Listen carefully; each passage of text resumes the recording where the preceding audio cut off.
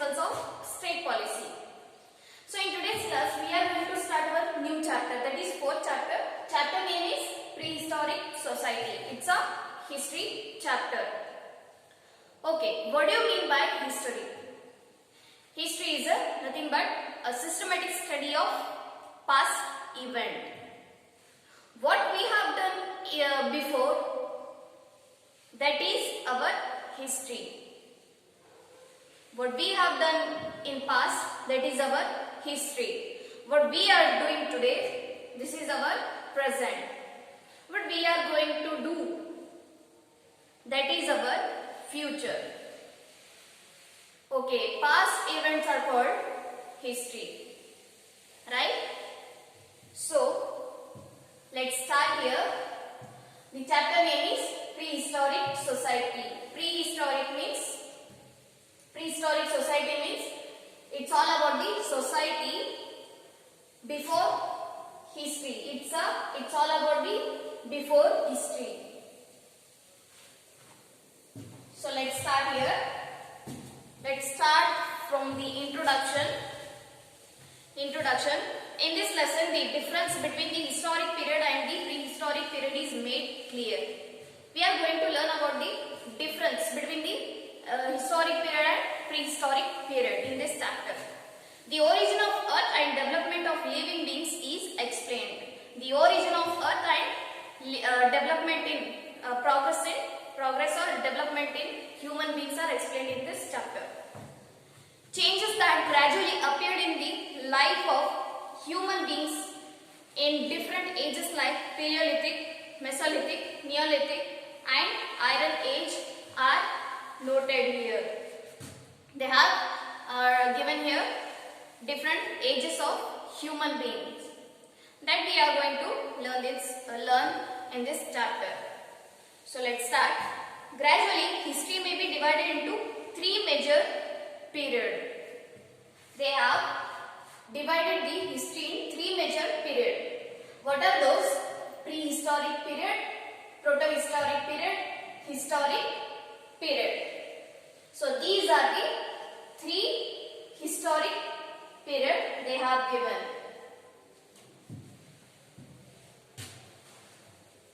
In the history of human beings, prehistoric period covers almost 99.9%, but the available evidences to study that age are not abundant. We have no evidence, we have less evidence of those prehistoric period.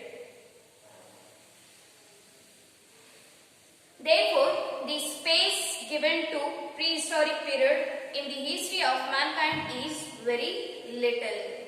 The criterion used to classify the above three periods is the availability of script or writings. The period in which no record of writings is found is often considered as prehistoric period. See here, they have given the meaning of prehistoric period. The period in which no record of writings is found is often considered as prehistoric period. So this period has no evidence. This period is called prehistoric period. The period which has no evidence, that period is called prehistoric period. Next, the period that has a record of writings but it is not understood by the succeeding ages is known as protohistoric. The period that has all the evidence, all the written evidence, but we cannot understand. That may be given in some other languages, that may be given some other code languages. So, that period is called protohistoric period.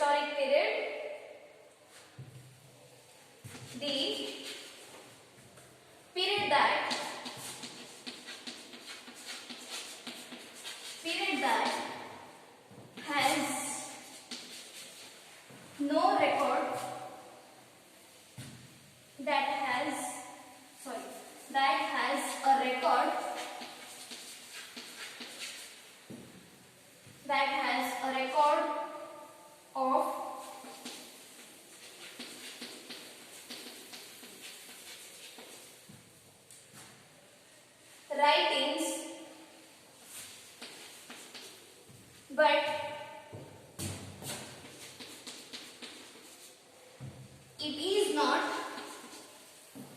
understood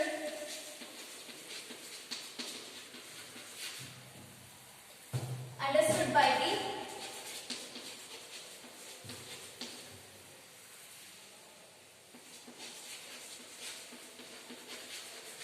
succeeding ages.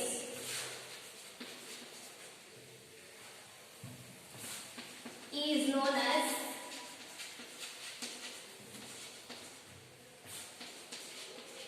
protohistoric period.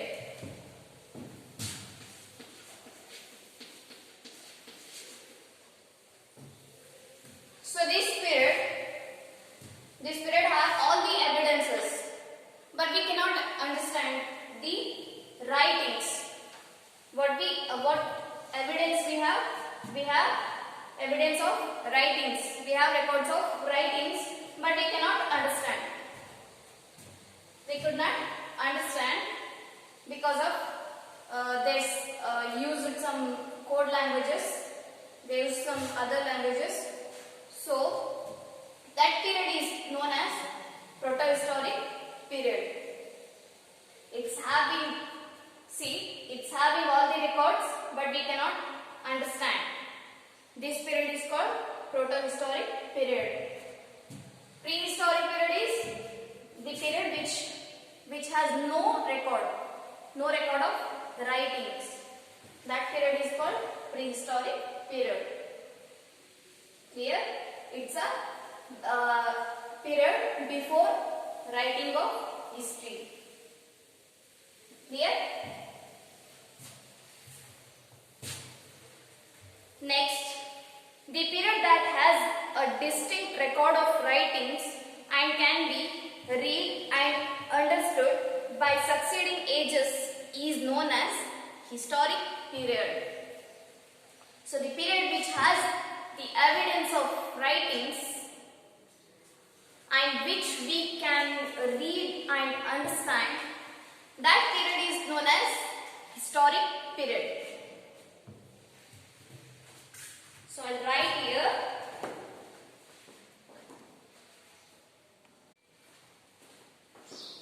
So let's see the meaning of historic period. I'm going to write here on the board.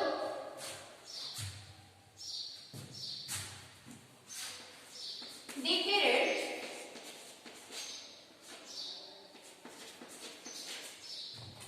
that has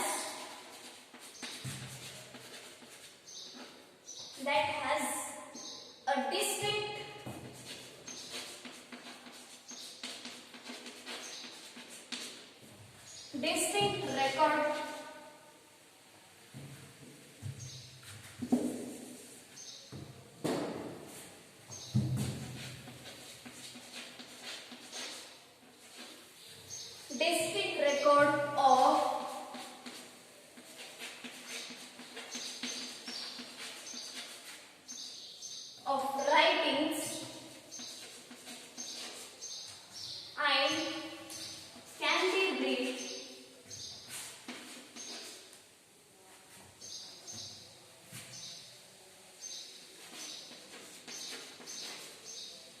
ages is known as historic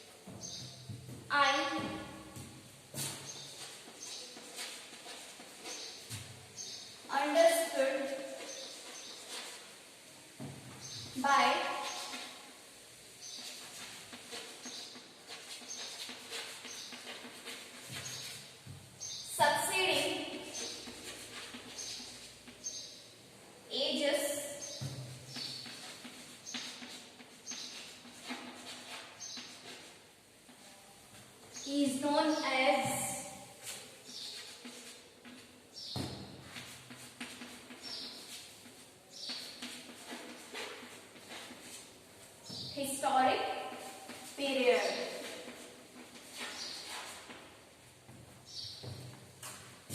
So this is the meaning of historic period. The period that has a distinct record of writings and can be read and understood by succeeding ages is known as historic period. It's a period which have all the evidences, all the records of writings and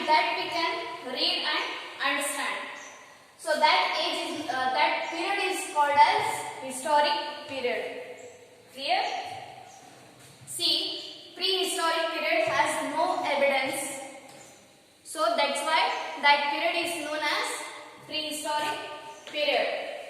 And protohistoric period is a period which has all the evidences but we cannot understand. In historic period, it having all the evidences, records of writings that we can read and understand. That period is called as period of historic period. Clear? So these are the three types of history they have given. They have divided history in three periods. What are those? Prehistoric period, protohistoric period and historic period. Prehistoric period are not having any evidences. Protohistoric period are having evidences but we cannot understand.